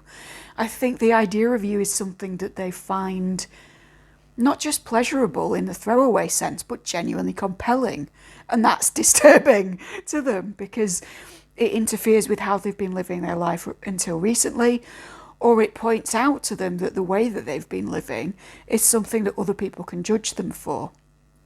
Now, in the centre of the reading, we have the Hierophant, who means many things, but in the context of a relationship reading, kind of carries the thunderous threat of commitment, right? This storm cloud coming into this Page of Swords, Knight of Wands life of, oh shit, what if I actually want this one? What if I actually want to take this further? What does that mean for my acolytes, my fan club, all of the girls hearting everything that I do on Instagram, all of the hidden links on my Snapchat that are the reason I hide my phone when I am out meeting new people, right? There's a sense that this person knows that there is a level of sexual availability and accessibility around them. Again, this may link back to pile 2 if you pick that. But it's like they have all their options floating about. They enjoy the position of having options. Even if, like I say, you're married to this person and they are faithful, I think, quite frankly, they like having a bit of attention. It gives them a little bit of a tingle. It makes them feel validated in some way. And I don't think that that's necessarily anything to worry about on its own. If you don't identify with them having sexually irresponsible behaviour, then perhaps it's just that they like to talk to people and they're aware in the back of their mind that some of those people might be interested, and they don't give them any reason not to be, but they're also not the sort of person to cheat or to string multiples along or anything like that. So you take it as you see fit, because this is a general reading for a large audience who will be dealing with different levels of night, shall we say. But it could just be someone who likes speaking to people, particularly if they are king of the road, particularly if they travel often. They're interacting with different groups and they just sort of keep stum about their marital or romantic status because they enjoy the first contact without having to think about those things, without having to have that conversation, dispel any myths, maybe even disappoint somebody who is attentive to them. And I don't think that that in itself is an emotional unfaithfulness. I think it's coming from a spirit of hail fellow, well met, or friendship with everybody kind of thing. But then this could also go to the other extreme for some of you, where you know they've been It's an unfortunate phrase and it is very slut-shamey, but in my part of the world we would call it slagging about, right? They've been involving themselves in multiple connections that don't necessarily know about each other, or going about sexual non-monogamy in a way that is not entirely ethical or moral. Again, it's if they're E&M, question the E, right? So you do you in terms of where they fall on that spectrum, but there's certainly a realization with them spying on you that there is a different way of going about what they're doing, and that not everybody in their lives is happy with the way that they've been conducting themselves. Now with the lovers, we have like a dual message within one card, which is firstly that this is like a very sexually charged connection between the two of you. They are very drawn to you. They may even see you as a counterpart figure. But also this can be about a choice between 2 or 3 things, because there's 3 figures on this card. So this is like, do I leave this lifestyle behind and choose this person? Or do I carry on with the lifestyle and not choose them? Or maybe the third option, do I continue how I have been doing, try and sort of get closer to you, the querent, but maybe keep up the night of one's behaviour and just hide it better, or just tell you that everything's fine, or whatever it is. I think they're really umming and ahhing over this at the moment, and I'm not sure that your involvement with them will change the outcome, if I'm honest. If you're suddenly, you know, thinking of intervening in the situation, or dropping them a message, or popping over, or whatever it is, thinking that you can sway their decision in a particular direction, I don't think that's the case. I think whatever they choose, they're going to choose regardless of you. But I do think that they are fascinated by you and by the way that you do things. And it's almost like the way that you conduct yourself is showing them up a bit, right? I'm not saying you're actively shaming them, particularly not slut shaming, because I wouldn't condone that. But I think that the way that you go about stuff is so different that they feel a bit of regret about some of the stuff that could have been avoided in their past, whether that's a bit of misdirection that was entirely unintentional, or a full-on deception where they were seeing multiple people or whatever. The underpinning of the reading and the sort of eventual outcome is the Star. I think this is really interesting in respect to you, because you're not really appearing in this reading as a figure. I'm not seeing your energy. I'm feeling what you're like, and it's not what these dudes are doing or being or whatever. But I think that the Star is referring to you. I think that you have a star quality, or a way of standing out from everybody that they've been involved with thus far, that is separating you and making them want to do better, making them want to be a star for you, making them want to show up in the correct way. Again, this can be within an existing relationship where they just want to step it up a bit and sort of behave how they should be behaving and be more attentive to you, or whether this is an entirely new connection and you've just seen them across a crowded room or something and they're just thinking, wow, that person is like a star. Everything must orbit around them, right? And that's where they're kind of spying on you. Maybe sort of speaking to some of your friends, because we've got a bit of triangulation here. Maybe watching your stories or whatever it is on social media, kind of checking your login times on some stuff for some of you. That's a thing that people do. But yeah, it's leading them to this clarifier, which is indecision about what step to take next. Again, I don't think that you can affect the outcome of this. I think it needs to play out. I think they need to have realizations about the kinds of people that this behavior meant that they were dealing with prior, and the kinds of people that they could be dealing with in the future, and indeed the kinds of thoughts that other people have about them. Because part of this fear that I'm sensing they're having is that they've been exposed as someone who has a negative as well as a positive effect on other people.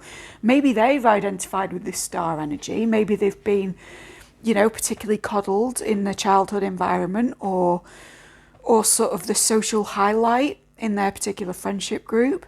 And therefore it's never been questioned the way that they conduct themselves or live their lives. And yet in meeting you, you provide such a difference, such a counterpart energy to them, I want to say, that they're suddenly questioning whether that position was at all deserved and whether they should just revamp the whole thing and live in a slightly different way. But I do think that this star is like compelling energy. I also, because this is an astrologer in this particular deck looking at stars with his astrological instruments pre-astronomy, I do always sort of see this as, I hate to say it, but like a right timing card. And in your case, I don't think that that's like the right time for you to come together. I think that's a nod to you having the patience for them to make this decision without intervention from your end. If you're like me and you're an absolute relationship control freak and you simply must say or do something, which I wouldn't advise, by the way, it's not a good way to be. But if you feel like you'd be in an utterly powerless and depressed position if there wasn't some movement of some kind, at least at your end, with the factors you can control, then rather than speaking to this person directly or nudging them in any one direction, I think the best thing you can do with this star card is just to be a star. So maybe it's time to take some new and especially exciting but modest profile pictures, right? Maybe it's time to amp up your workflow so that whenever they do kind of rock up and come around about all of this and tell you their decision, you're in an empowered place in terms of your career. You're being the star of the show in that way. Maybe for some of you, if you are astrologically inclined, it's time to do a bit of synastry work and see in which ways they would be the star for you and vice versa, and whether or not with this Knight of Wands tendencies, you would be a compatible match, because it ending on astrology makes me think like perhaps you're not. Perhaps the reason you're being alerted to this is that you're dwelling too much on it without consideration that they may not be your final person. They may not be for you at this juncture, right? That's not for everybody, but if you are interested in astrology and just sort of dipping your toe into those waters, synastry is coming up, right? What else? I'd also examine, I don't think that they've thought of this, but examine whether spying on you is a behaviour that you want to encourage, right? We all know how we feel about Knight of Wands behaviours, be they stuff that we find quite exhilarating or stuff that we find repellent. But I think that you possibly know that this person is kind of watching you from the shadows and you haven't thought about what the connotations of that are and whether you consider it to be good behaviour. So do think about that as well. If you know that they're looking at what you're doing, but they're not coming forward with any kind of interaction, examine your relationship to that. Examine what that brings up in your self-concept. There is a free self-concept reading on this channel, right? Just look into what it is that you're affirming about yourself and the world that may be either in line or slightly out of line with this spy kind of behaviour, and that may help you to heal yourself in order to propel this decision on a little further in a vibrational sense if you're into that. But either way, I don't think you can fix this Two of Swords in any particular direction. I think it's just something they need to go through, a realisation they need to have. It may even feel for you like the Lonnie Donegan thing of like, there's water everywhere, there are options everywhere, but not a drop to drink. The other thing I'm getting in my head is, oh God, it's such a session for terrible, well, not terrible, but songs that I don't particularly enjoy. But, excuse me, 2 seconds. Sorry about that, pal. 3, slight interruption there. I had some mail coming in, but something I was hearing just then is another song that I'm not particularly fond of, which is Where Have All the Cowboys Gone, right? There's this sense of where are the good people at from your end? Like, if you do feel that this person is a Knight of Wands figure, there might be some anxiety as to whether it's just you that's not, and whether most people function that way. Excuse me, I'm a little bit out of breath. And if that's the case, I just want to tell you from personal experience and from having had that thought myself, that no, it's not a reason to sort of abandon your morals and act like everybody else. If something doesn't feel right to you, if someone's behaviour is not okay by you, that's fine. Stick by your own value system. It doesn't mean that everyone is trash. It doesn't even really mean that this person is trash, right? Because we don't know the full story until they come forward with it, and until they realise themselves what their motivations are. But yeah, I don't think that this whole situation is a reason to give up. I don't think it's a reason to change your behaviour to be a little bit more like the collective, where everything is quite casual for the moment. I just think it's you being you has brought about a kind of awakening in someone who is unlike that. And that's probably a good thing, whether or not you end up together, right? For you and for them. So the best thing to do at your end is to look at how this situation has affected you. What's it taught you? What will you be like in each outcome? And I don't mean, am I doomed if I don't end up with this person? I mean, if their decision is to continue with the Knight of Wands stuff instead of approaching me, how would I feel about that? What would that mean for my next steps? How could I integrate my beliefs about the world with the reality and circumstances that I'm experiencing, and perhaps try and cultivate some better beliefs about other people so that I don't draw in similar behaviours in the future? If you are law of attraction, law of assumption inclined, again, that's not everyone, but I feel the need to say it, right? There is self-reflection at both ends. It's more acute at the end of the person that you're interested in, the king of the road. But I think there's stuff to be learned on both sides, even if it's just like a pat on the back for yourself that you haven't sort of flown in the face of your own code on whatever these behaviours are. And yeah, I think either way, I think it's going to be a positive outcome, because I think it's going to bring about self-awareness. And that really, if you're coming to a tarot channel, is what you're seeking. Whether or not you think you're coming for a love reading, tarot is a tool for self-development and spiritual development, right? So if you've been going from tarot channel to tarot channel, perhaps what you're actually seeking is a bit of self-knowledge and a bit of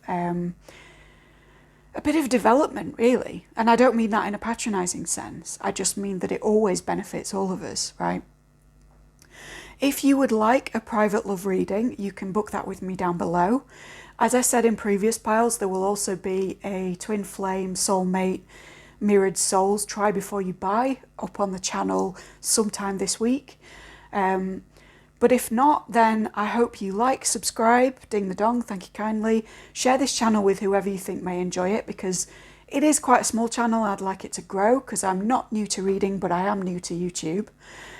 And yeah, I hope that however this turns out, whatever decision this Knight of Wands, Page of Swords makes, you maintain your own worth, and you have a good think about what it is that you believe about the world, other people, your place in romantic relationships, etc., and come out stronger than ever before. Pile 3, your channeled message. The first thing to say is that if you're in Pile 2, you'll know that I had a delivery coming in and interrupting things just then. And I got a nudge to open what that package was, because it was somehow relevant to you guys, sort of between the tarot portion and the channel portion. And one of the things in that package was weightlifting gloves, right? I know I don't look particularly hench, but I refused to pay for a gym membership, and I'm trying to do some sort of calisthenics-based stuff at home. Plus there were some gloves that look really great, just in general. So yeah, doing weightlifting, calisthenics, bar work of any kind might be relevant to you. That might be your confirmation that you're in the right place. Or, because I think of sort of, now this is a weird one, but the reason that you would get those gloves in the situation that I'm in, right? Because I haven't bought a set of weights, and I'm not intending to like power lift. but I want to be able to lift my own body weight without too many calluses on my hands, right? That's been the issue. What I get from that is being able to carry the sort of depth of your own self or the weight of your own circumstances in a way that doesn't inhibit your ability to make things or put things out into the world, because hands are about crafting in order to send energy outwards to benefit other people. So the long and convoluted metaphor in me opening that package and finding my weight gloves have arrived is that there's a sense with you that there's a, I'm hearing dead weight. There's like a weight, what's the other word for this, Spirit? There's a pressure coming from something about who you are or how you're feeling at the moment or your circumstances that is preventing you from being either creatively productive or just kind of generous with your skills. And it's upsetting for you. And I'm here to tell you that the gloves you could put on, if you like, the way of making a safety net, a barrier between what you're putting out into the world in a legacy sense and how you're feeling at the moment, which I don't feel is like characteristic for you, by the way. That sort of buffer, that glove is a spiritual connection. And I don't mean like love connection, I mean connection to spirit or a magical practice or a spiritual practice. And I'm saying this knowing that there are atheists in the pile. So whatever it means to you to kind of connect with the universe again, or dare I say pray, or just to kind of surrender your circumstances to a larger sense of self. Maybe it's like astronomy because of the card selection we had, right? Maybe a trip to the planetarium is in order so that you can shift your perspective and realize you're a tiny portion of a big universe. But there's something here that will take the weight off, take the edge off, or at least, if not lessening the kind of body weight in this metaphor, it's going to make it easier to still use your hands, to use your skills, to use your mastery, your particular signature in the creative world, to express your voice, if you like. And I think that's really important. And I think that perhaps if you're like more of an armchair person, an armchair magician type, who maybe reads a lot about spiritual practice or does the odd meditation but doesn't really keep consistently with it, this is your call to integrate the sorts of stuff you've been interested in a functional, routined way in order that you can be the best possible you in the other realms in your life. And indeed that you can do some mental self-care, because a lot of this is about the weight of circumstance, the weight of worldview even, right? That doesn't necessarily mean that your circumstances are adverse, but it might mean that the way that you see things colours them in that sense. And as I'm saying colours, the colour of that and of the skull lined up together very beautifully. So aqua and turquoise may be good energy fields to work with. You might be part of the group subscribing for my future spectrum readings where we will cover turquoise. But just off the top of my head, sort of without going into all that, or if that's not for you, blues are about descent, protection, exorcism, and greens, which come into the blue for turquoise, are about systemic stuff. So either computer systems, bodily systems, systems of ecology. So in combination, when we look at aqua, when we look at turquoise, teal, etc., we are looking at the relationship between introspection and, you know, looking at what we need to keep and what we need to get rid of in our own internal landscapes and how it benefits the system. So physical health and the environment at large. How we can gift the fruits of our introspection to the system in terms of other people in general, the world system, the local system, right? I'm hearing the anarchist system for some of you. So some of you are in like an anarchist collective, and it's like you're struggling with being part of the group in a functional manner whilst dealing with the stuff that you're mentally or circumstantially dealing with. And the colour to work with is that turquoise, because you're allowed to descend into yourself and to really analyse this, but without getting mired in it to the extent that you're no longer part of the system, part of the collective, right? And without being too analytical as well, because when I say analysis, I don't mean in the yellow mercurial swords sense. I mean in the deeply intuitive, dark blue kind of energy sense, if you know what I mean, if you're a colour nerd, right? So teal and the weight gloves for you are some kind of spiritual practice. They're your first two messages. Can we get something a bit more mundane, please? There's something going on with your eyes that may be related. For those of you who the sort of green coming in, the systemic difficulty is a bodily thing. You may have felt like you've had something in your eye. You may have cornea or retinal stuff or something ophthalmological going on at the moment. That's not to diagnose or to worry you if you haven't felt those things, because, you know, a diagnostic curse is not something I'm keen to bring about on this channel. But it's just to say that if you have been having itchy eyes or problems with your eyes or something, this relates back to this overall problem of feeling like you can't carry your own weight and function. And I don't mean physically, I mean you can't carry the sort of depths of what you've been dealing with and give to other people in a creative sense. That is to do with the eyes. Also, the eyes are always about the ways of seeing. So for some of you, that's literally the John Berger book. For others of you, it is again about worldview, and that's come up a couple of times in these piles, right?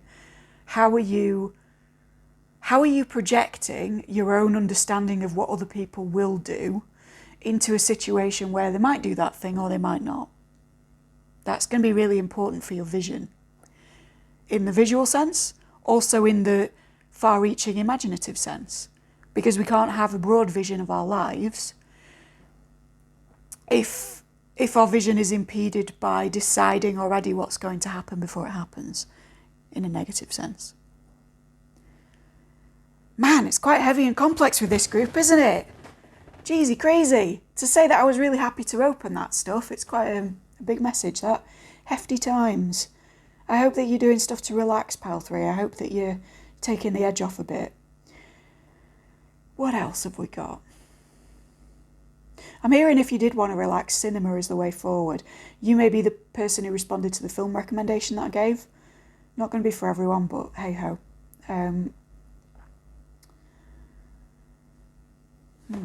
I'm seeing a man, definitely a man, not just male identified, but male by sex as well, kind of looming over a room. For some of you, you've had an encounter with spirit and you're a little bit freaked out because you've like seen a man in your house, or you've seen what looks like a male figure out the corner of your eye. And the message is don't be freaked about it, because it's, you know, it's part of your spirit team, or it's someone that you know that's passed or something like that, and they're just visiting and they didn't mean to scare you, right? For others, this man is holding a leash to a greyhound. So some of you have got a greyhound. Dogs are coming up a lot this week. Or there's something about like this man in relationship to his companion. I'm hearing when he was alive, but it might not be that for everyone.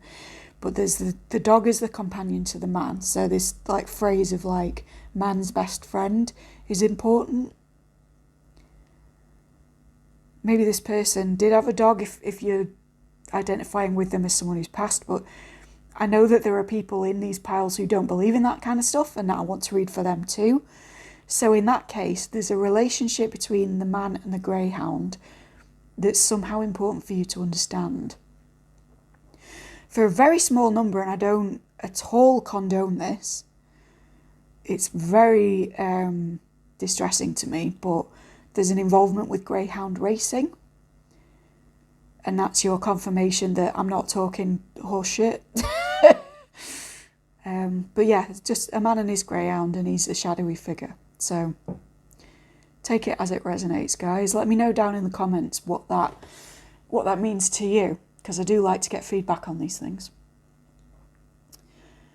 What else?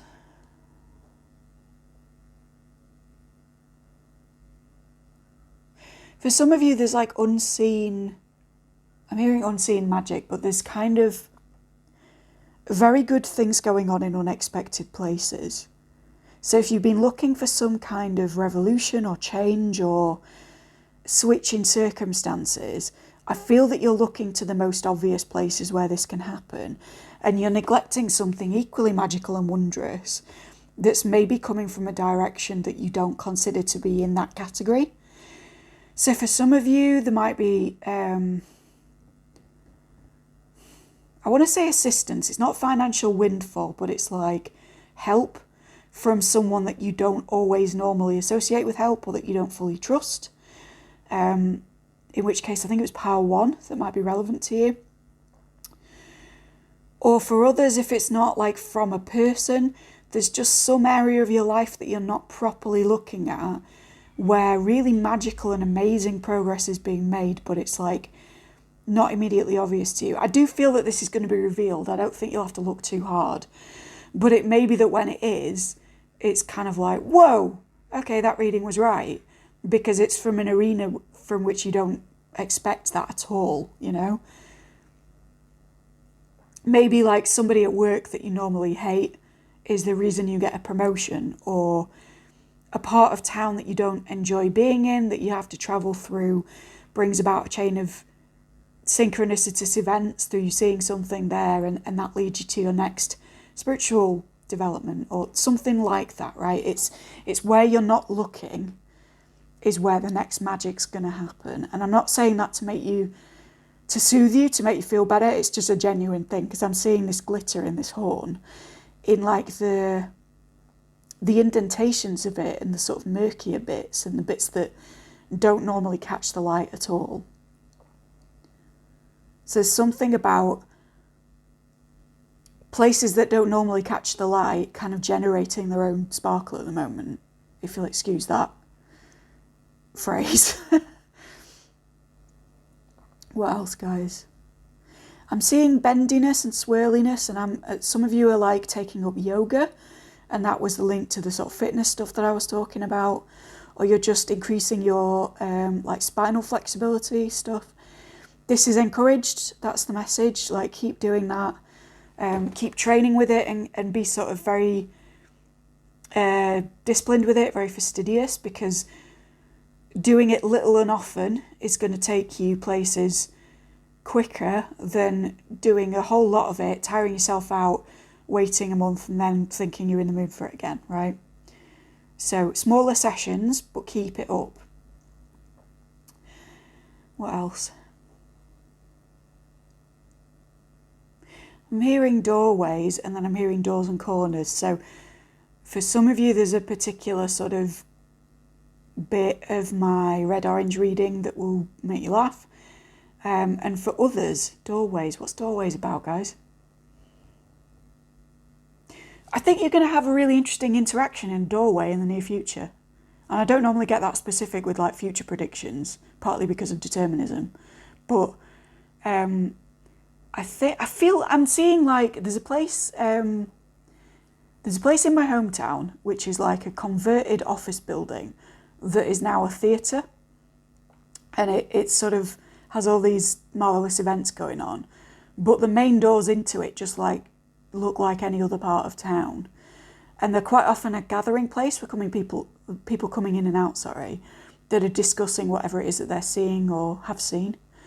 And I'm seeing people talk in there, so it's like maybe you're going to the theatre, or you're going to see a dance troupe or something like that. It doesn't have to be that if you're not into that, but there's some kind of public double doors where you're going to run into somebody that has something truly exciting to say, or that is the beginning of a next step or something like that. For some of you, you're even running into a partner if you're looking. But for many of you, it's just like you run into somebody that you know that you don't expect to see. Again, it could be someone that you're that the magic doesn't normally come from, shall we say. And there's something really fortuitous about that meeting that's going to set off a chain of other events. So be open to it, be patient with it. I'm now seeing the bit in Groundhog Day where he first meets Ned Ryerson, right? And he's really annoyed. But you'll notice that until he does actually buy insurance from Ned Ryerson in the Groundhog Day cycle, he doesn't break out of the time loop, right? Spoilers, but it's, you know, a movie older than I am at this point, I think. So, yeah, there's something about maybe running into somebody that you sort of roll your eyes, or you think, oh God, I don't want to talk to this person. But something about being kind to them, being patient with that meeting, entering into dialogue with them, will open up something else, and it's entirely unexpected. So good luck with that. I think it'll be cool. Maybe it's even that this person has changed a lot since you last ran into them. For some of you, you just need to be really kind to them. The thing that I'm sort of thinking of with that is like the mythological follow through. Sorry, my neck's hurting, so that might be a thing as well. Instability, anyone? But yeah, there's a mythological undercurrent where somebody important, some kind of god or figure, arrives in disguise as like a blind person or a beggar, or I think there's even like biblical follow on from that, although it's a much older thing than the Bible. But the message is almost like, be kind to the next person you see in case they're so-and-so in disguise, right? And the phrase has been changed to be in case they're Jesus or in case they're an angel or whatever it is. But the older sort of run-through narrative in all sorts of cultures is, if you're running into someone that normally irritates you, just be aware that you could be being kind of spiritually tested a little bit there, and just be on your best behaviour, which I think is good advice for any interaction, to be quite honest. But yeah, particularly relevant to you guys here. And that's a wrap, I think.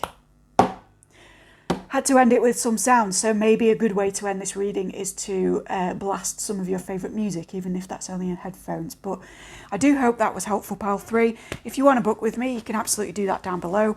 All of my readings are mixtures of channeled information and tarot, so if you do enjoy the channel portions, there's more of that in the individual readings. But if that's not for you, please do like, subscribe, share with anyone who might enjoy this jaunt through the alphabet as well. And do keep an eye out if you're interested in going through the rainbow and learning from the colours in terms of randomised tarot readings.